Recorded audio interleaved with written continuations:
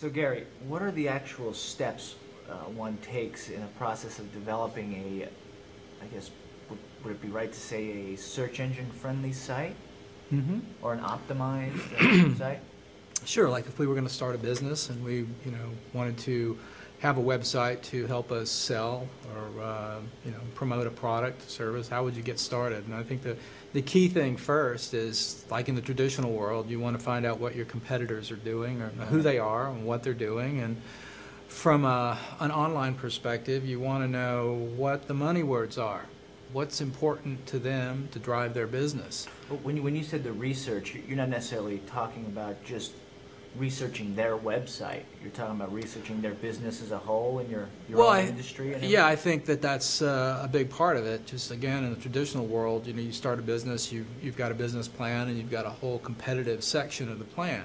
What are your risks and opportunities? It's like a SWOT analysis. Your strengths, weaknesses, risks, opportunities, and threats, that sort of thing.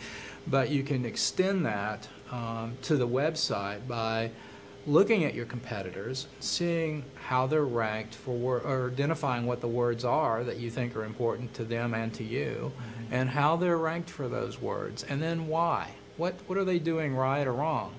And you'll learn a lot. So we go back to our drawing board and we figure out, let's start the process to create our first iteration of a website. And one of the things that we're going to want to do is we're going to incorporate those keyword phrases that are important to the business within the site.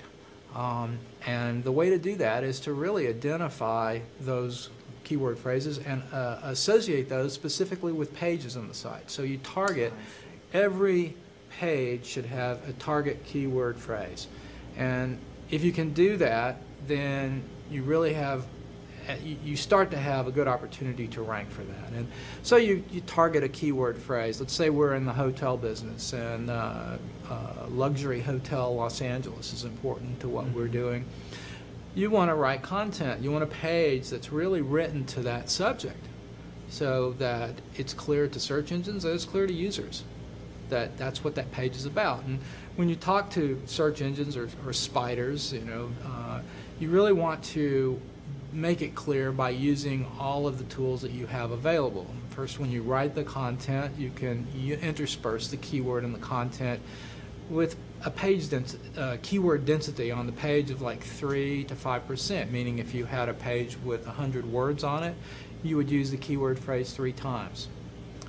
So why 3 to 5%? Why not the more the better? Well, it's not like it's first got to be a good communication. If you fail at writing something that's not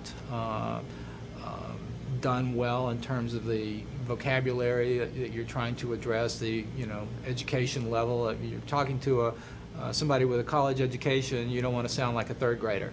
Right. But at the same time, if you're talking to a third grader, you sound like a college professor. Right? That's right. No, that's right. But you would want to use the keyword phrase in the text of the content as much as you can and still have it be a really good communication. If it starts to get cumbersome, you use the keyword too much, that's really bad.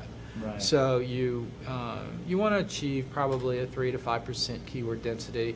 Again, it's just making it clear to the spiders, the search engine, what your page is about. And then you can also use some other tools that are really important, one of which, and probably the most important of which, is a title tag. A good syntax for page titling is to have the keyword phrase that page has been targeted for. Let's say it's luxury hotel Los Angeles, and separate it with a hyphen, and then put the name of the hotel. So how would our header in the web page, what would it look like? Well, are you talking about headings? Or? Well, yeah. You said in the title tag we'd be using our keyword, luxury hotel Los Angeles. So what would we have? Something like Hilton luxury hotel Los Actually, Angeles? the other way is actually better. If you put the keyword phrase first, you have a better opportunity, I think, to rank more highly for that. Interesting. It just is the word that page is about. Your brand is not what that page is necessarily about. It's the keyword phrase. And you wouldn't put something like home necessarily. Like if it was the home page, you wouldn't put. No, and it's funny, so many people do. It's such a waste.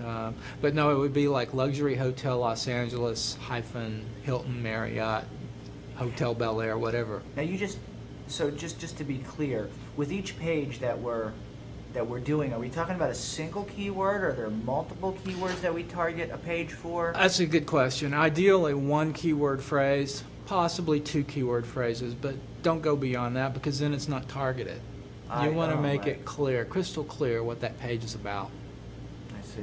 You can use title tags. We talked about the syntax for that. You can use heading tags.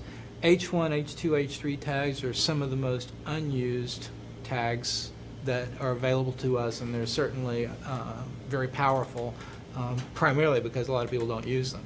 Right.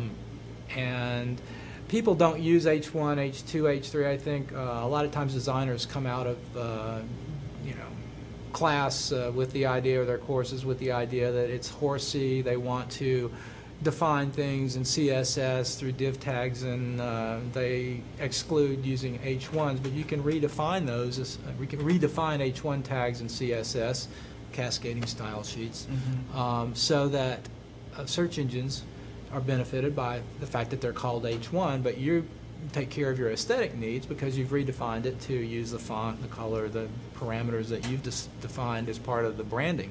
Right. So it's a win-win.